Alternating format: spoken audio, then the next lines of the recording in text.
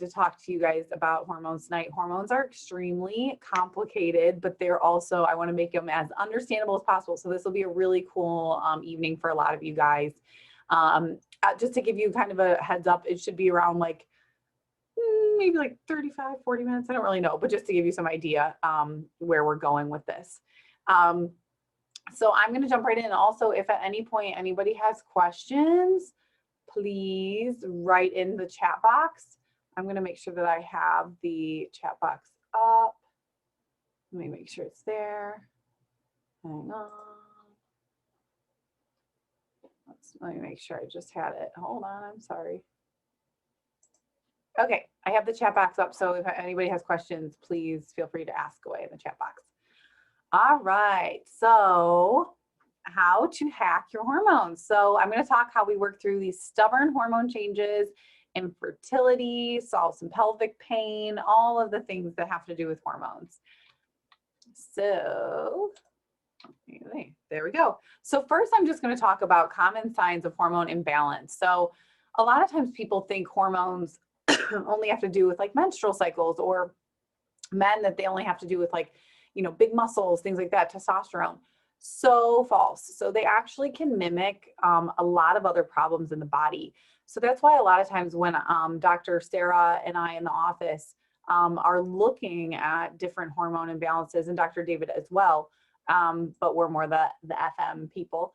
But that's why when we're listening for signs and symptoms of hormone imbalances, they often mimic a lot of other issues. So people will come in with, let's just start with mood swings, but I'll explain more in a second.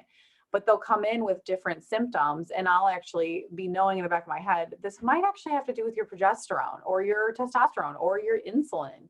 And it doesn't actually have to do with, you know, your brain itself necessarily isn't under fire, under attack. It's actually your hormones misfiring. So here are some signs of hormone imbalance. And I want you guys, as I'm reading these, to think about, is this anything you guys are experiencing, if ever in your life, and how does it resonate with you? So mood swings are huge. Let me go back to mood swings in a second. So this could be anything from anxiety to depression, to giddiness, you know, really high and then really low. I actually had a patient this morning describe to me about how at certain times during her menstrual cycle, she's really energetic and really high. It's literally how she described it. And she feels like she's on top of the world. She could like dominate anything and be like absolutely amazing. And then later in the month, she feels extremely depressed and low. So those are really common. That's basically a mood swing example. It can also happen in a day, but it can, you know, more than likely it kind of goes throughout your cycle. Or for men, men are more quick with hormone releases. So men's hormones change pretty much, you know, on the hour daily. So men's hormone cycles travel in a 24-hour time frame, whereas women's travel in a 28-day time frame. So kind of use that as some food for thought as we're talking through this. So here are some other hormone imbalance signs. So unexplained weight gain, or your inability to lose weight. Heavy, painful, irregular periods. Low libido, which is something that's very, very, very common. We hear a lot. Poor sleep quality. Fertility issues. Hair loss. Lack of energy. Excessive thirst. Constipation. Anxiety, that goes back to those mood swings. Rapid weight loss. So on the other hand, somebody who has unexplained really quick weight loss. And skin issues. So those are just some, to name a few. So they're kind of all over the map. So let me talk about constipation for a second. So that one's huge for a lot of people. If they think they're constipated, they'll be like, oh, is it just a gut symptom? Do I just have a gut microflora imbalance? Am I just supposed to not eat certain foods? That actually can be completely false. It actually can have to do with your thyroid itself, that is attacking your intestines and making you not able to have bowel movements as correctly. So really interesting connections with hormones. So I'm going to get into kind of the misnomer of like why this happens and what is going on with the body and what all this means. So again, I want you guys to really think how this resonates with you and think about, okay, well, where do I fall under this? Like where, you know, am I estrogen dominant? Do I have low progesterone? Do I have high testosterone? For any males listening, obviously the progesterone won't come into play, but estrogen dominance does. Men have estrogen also. So if you hear somebody ever say, ooh, you're a little bit estrogen dominant, that actually mimics then low progesterone, and then it also can be correlated with high testosterone. So I always use the kind of seesaw analogy. So imagine, you know, seesaw, you've got progesterone down here and estrogen up here. So estrogen, if it's really high, it's way up here, it's making the progesterone drop. Your testosterone also will be a little bit on the high end usually. Just like, oops, pardon that, that was the phone. I'm gonna let that ring for a quick second. Sorry guys, we're recording, so let me just let that ring, brief interruption. Sorry guys.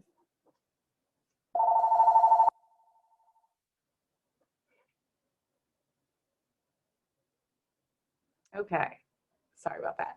So basically then, if that, same with testosterone, so if testosterone goes really, really high in the body, estrogen kind of follows and then progesterone falls. So again, it's this swing cycle that can happen a lot.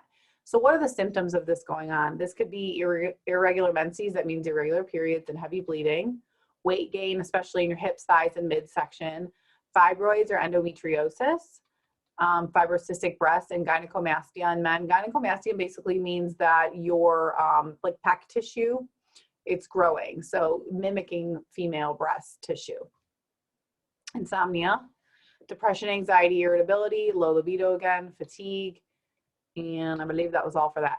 So you could see a lot of these symptoms, a lot of people come in and talk about, they'll say, I have irregular periods, I can't sleep, I have no sex drive, I'm anxious. Hormones, this is all hormones. That's why my biggest pet peeve with the common medical system today is that you'll go into your primary care and they're okay, they're lovely, we need them. But they'll be quick to just jump and give you an antidepressant when really deep down the issue is actually your hormones. So that's, you know, we got to fix that first. And then we might not even need that antidepressant or anti-anxiety medication. So let's jump through the main hormones and let me just explain what they all do for us so we can get some baseline. This is a test we use in our office. It's called the Dutch test. It stands for Dried Urine Test for Comprehensive Hormones. There you can see here it tests for estrogen, progesterone, testosterone, DHEA, cortisol. I'll explain what all of these mean. This is a test, like I say, that we do in our office. So let's jump through. I'm going to go through these sort of quickly because I want to get through the bread and butter, or get to the bread and butter of like, well, what do we do? Why do these go off, you know, in the first place? Like, why did they become irregular so quickly? And basically kind of what can we do about them? So progesterone, we're going to start with this one. This is a steroid hormone that stimulates the uterus to prepare for pregnancy. And it's, oops, I'm sorry about this. And it's a luteal phase hormone. What does that mean? Luteal phase means it's the second half of your menstrual cycle, or I'm sorry, your, yes, your monthly menstrual cycles kind of pattern. So day 14 through 28, progesterone is the most important hormone for us females. If you have imbalances in it, you can have irregular spotting, depression, anxiety, and mood swings, low libido again, low blood sugar, headaches and migraines, and weight gain. So progesterone is kind of the most important hormone as far as symptoms go. Fun fact, for any women out there who have taken birth control in the past, which is a good majority of women, it actually usually is progestin based. Progestin lowers progesterone. So with lowered progesterone, you have what happens here. You have irregular spotting, you get mood swings, you have low libido, you have low blood sugar, you have headaches and migraines, and you have weight gain. I can't tell you how many patients I have come in and they'll say, I get migraines, I'm always hangry, and I'm anxious. And again, I'm like, well, your progesterone is probably in the tank. Rarely do we see progesterone too high, that's kind of rare, but too low is super, super common. So estrogen, everybody knows what estrogen is, sort of. Did you know that there's actually 3 forms? So there's estradiol, there's estrone, and estriol. Estradiol is what's found in both males and females. This is the most common. This aids in reproduction and hormone signaling. So the estradiol is arguably the most bioactively available, meaning the most important. Estrone is the strongest after menopause. It's the weakest form, and estriol rises during pregnancy and helps the uterus to grow. Estriol is also the one that takes the brunt if you eat a lot of soy products. Estriol can artificially raise, which we don't necessarily love. So estrogen helps to stimulate the growth of the egg follicle, maintains the thickness of the vaginal wall, enhances and maintains mucous membrane of the uterus, formation of breast tissue, and maintains sperm formation and erection. So very important for many, many, many factors, especially with reproduction. Estrogen is more of a reproductive guru, whereas progesterone is more of like mood and all the other outliers. Now remember, estrogen dominance can have a lot of symptoms though. Okay, so now I'm going to talk about testosterone. So everyone kind of has heard of this, but it also is very important for a lot of things. It's kind of the great forgotten one. So testosterone stimulates the development of male secondary sexual characteristics produced in testes, ovaries, and your adrenal glands, which I'll talk about those in a second. So testosterone drives libido, bone mass, fat distribution, and strength. A small amount of it does convert to estrogen. And if it's high, this is when you develop something called potential PCOS, polycystic ovarian syndrome. You get acne, deep voice, adrenal gland dysfunction, and infertility. So that's really, really important. If it's low, you have low sexual desire and depressed mood. So let me go back to this PCOS topic. Polycystic ovarian syndrome is running rampant in our society. I see it a lot also. I see it also overdiagnosed because, they'll just say, okay, you have slightly high testosterone, you have polycystic ovarian syndrome. Not necessarily. There's a criteria that falls that gives you PCOS, but PCOS is usually the driver for female and male acne. Males obviously do not have ovaries, but it's that too high of testosterone that can cause male acne. A lot of things like facial acne, right, in this presentation here, and back. PCOS itself can cause infertility. Because think, if you have way too high of testosterone, it's likely that your progesterone is too low, and your progesterone is what holds in that baby and holds that baby to make sure that it's viable. So it's really important with hormone testing to have testosterone checked on. Again, it kind of gets forgotten sometimes, but it's really, really important. So muscle mass also does stimulate slight testosterone increase. So for those men and women out there who are kind of like weekend warriors of just cardio workouts, great, but we do want to increase muscle mass. That does increase our testosterone. It has been proven. We want muscle strengthening, super important. So these kind of fly through, so FSH and LH. So these come from your pituitary gland, which is a gland way up in your brain. So follicular stimulating hormone in women, it helps to stimulate the growth of ovarian follicles before the release of an egg.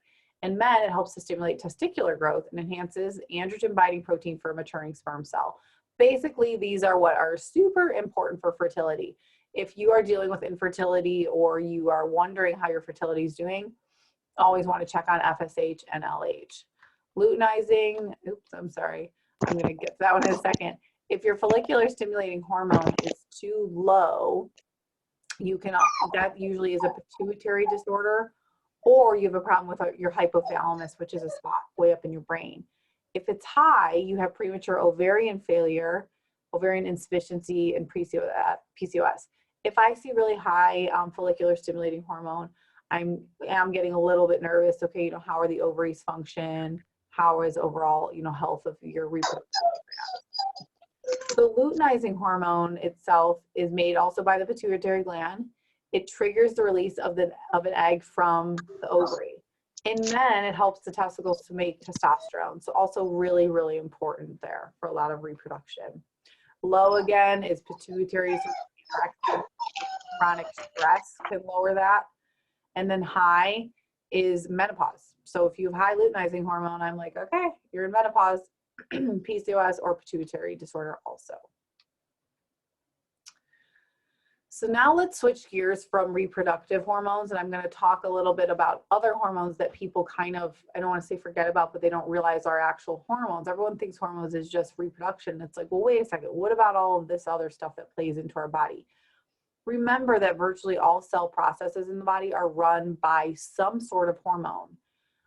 Did you know that cholesterol is actually a form of steroid hormone in the body? So cholesterol is a hormone.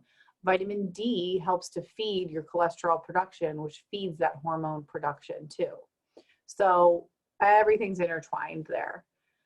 So anybody who knows me knows that I talk about cortisol a lot. So cortisol is a steroid hormone produced by the adrenal cortex, which your adrenal glands sit right on top of your kidneys. They're about this big. They sit right on top of them. And they do arguably one of the most important things of the body. And they regulate the stress response in the body. So I want to talk about this a little bit as adrenal fatigue a thing. So this is a big kind of, anybody who listened to the stress talk last week, you kind of heard me talk about this. Adrenal fatigue is absolutely a thing. Are your adrenal glands themselves falling apart, and are you absolutely, losing all reins on your actual of the organ itself? No. What happens is adrenal fatigue basically means you've got something called this cortisol curve. So in the morning, your cortisol is supposed to be really high, like this. And as the day goes on, it's supposed to kind of dip, dip, and dip. So you could see that this person here in this test has elevated cortisol throughout the day. They also have really elevated cortisol upon waking, which is a good thing. You want elevated cortisol upon waking. You do not, however, want this cortisol curve that's going on. So if I see somebody that I'm suspecting has chronic stress or just went through a trauma or is not nourishing their body correctly and has is really like burning themselves out, aka could be overworking out, under eating, overworking themselves literally, then I'm right away thinking, uh-oh, cortisol is getting affected. Cortisol is so important. So I want to talk a little bit about what it does in the body and why it's so important. If your cortisol is too high like this, you actually can develop midline obesity. You develop insulin resistance. You can develop mood disorders.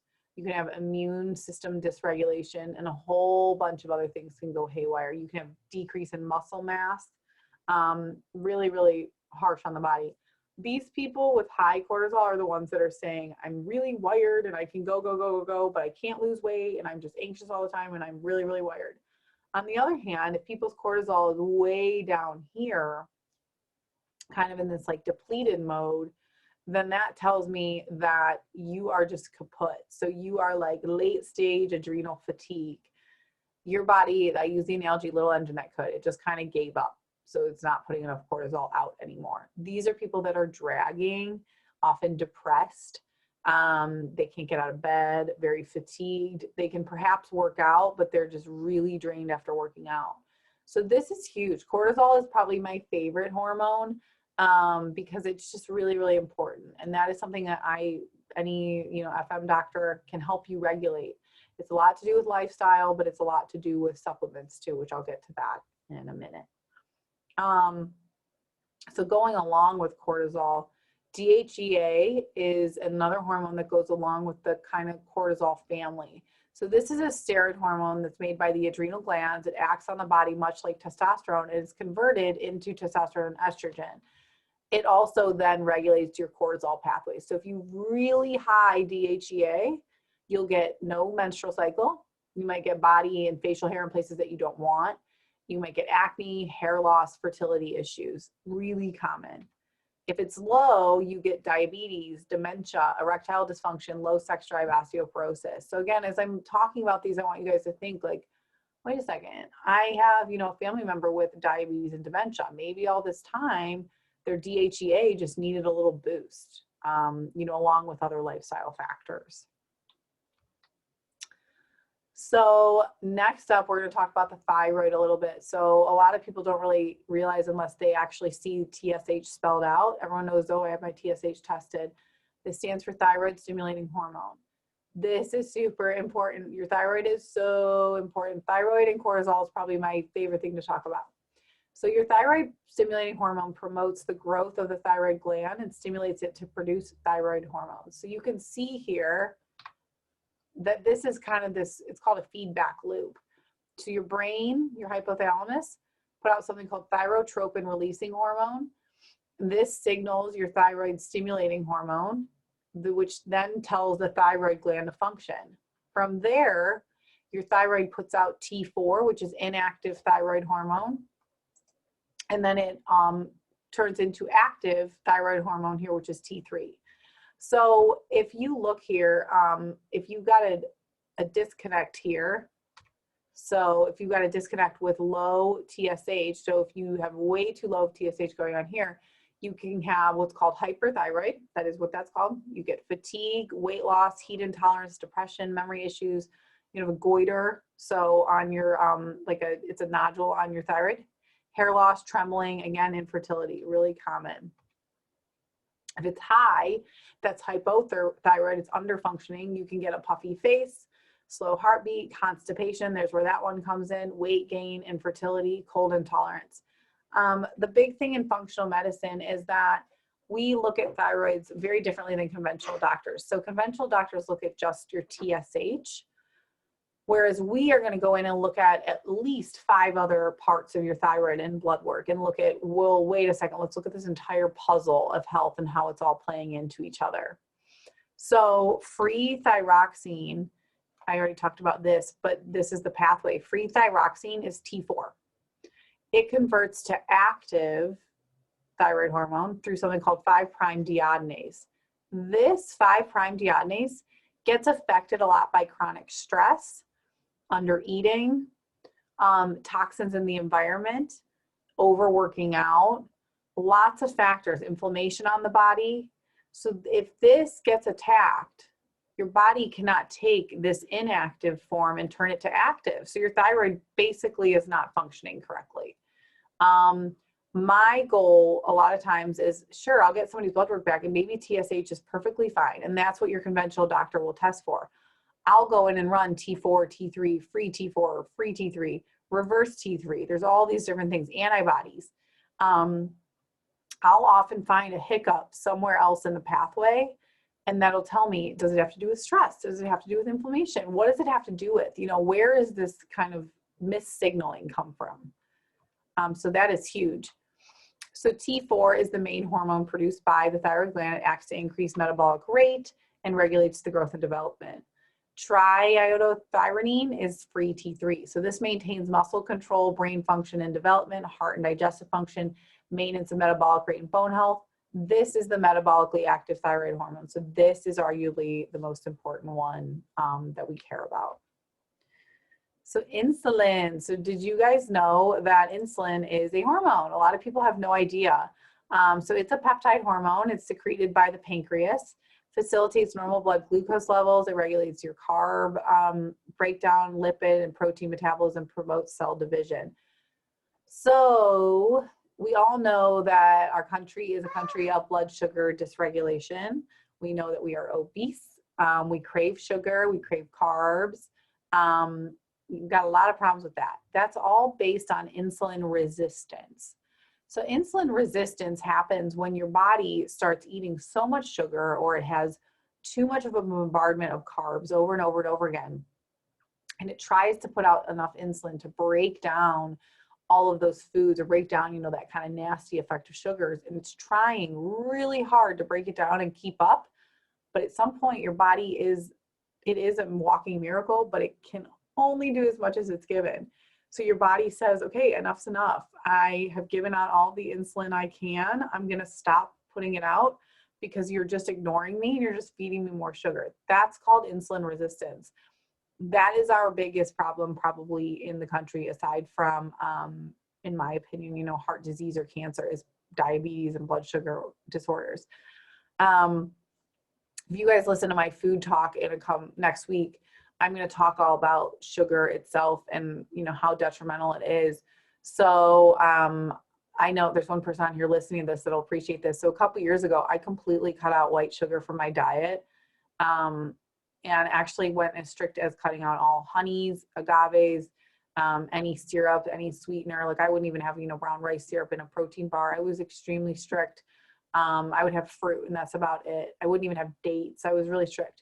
It changed my world. I did not even have this, regulation with blood sugar. I had more gut issues. But this changed my life, was realizing how much sugar is in foods, how much we rely on it, how much we add it when we don't need it. And you have to reteach your brain to look at sugar differently so that it doesn't want to spew out as much insulin over and over again. Your brain has a really, really, really important part where it's called your hippocampus. It's your memory that remembers, okay, I'm craving sugar and sugar makes me feel good and provides me energy.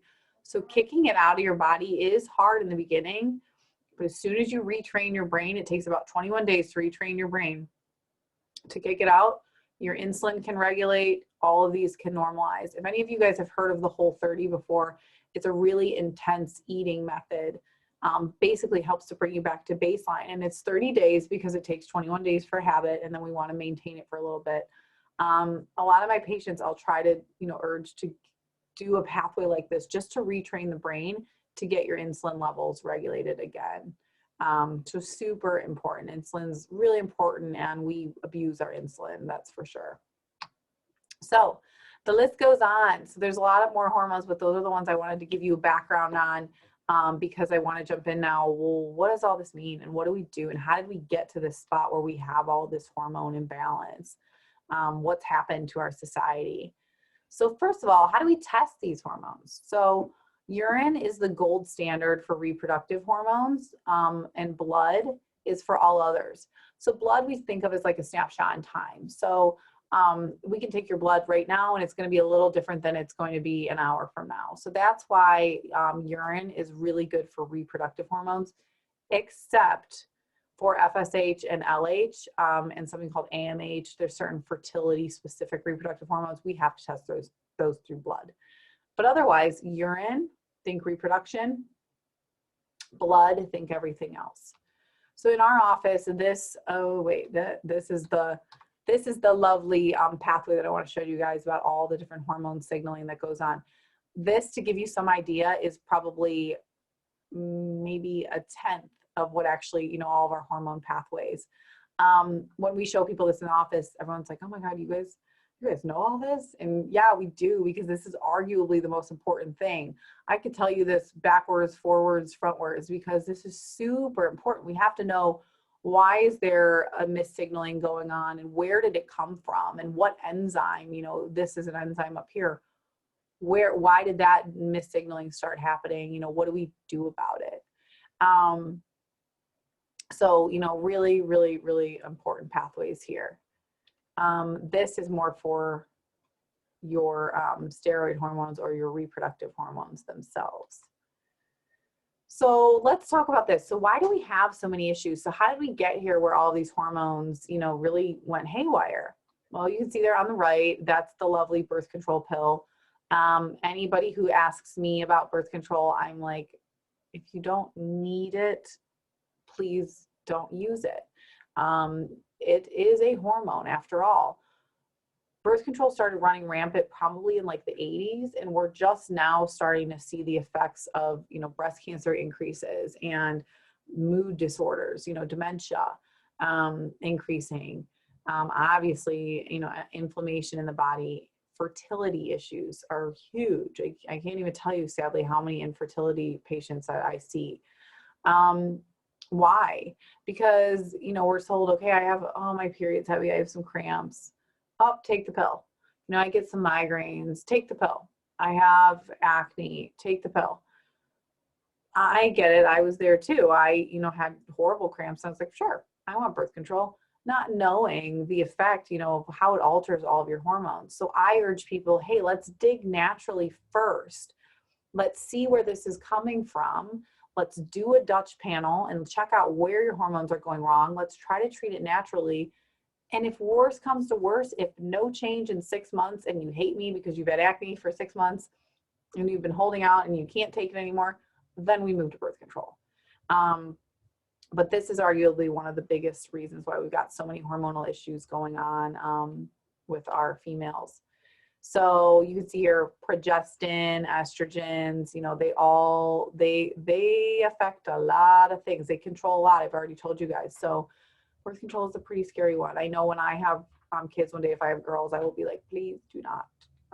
I also, fun fact for you guys listening in, I was that girl. My mom is like hippy dippy and like was against, she's like totally that person that like I didn't even know what a Pop-Tart was until I was like 15 and went to a friend's house and saw it for the first time. My mom is like super natural, like, you know, hence why I do what I do. But anyways, I was in college and I was like, well, I want birth control. Everybody gets birth control. So I went to Planned Parenthood behind my mom's back and went on birth control. And she to this day probably hates me for it. You know, she probably was like, what were you doing? Because she knew that this stuff isn't good for you. So I should have listened to her. But so, you know, that's kind of the things that we do. So again, why do we have so many hormonal issues? So let me go back to this also. So anti-anxiety and depression medications are overprescribed in our country.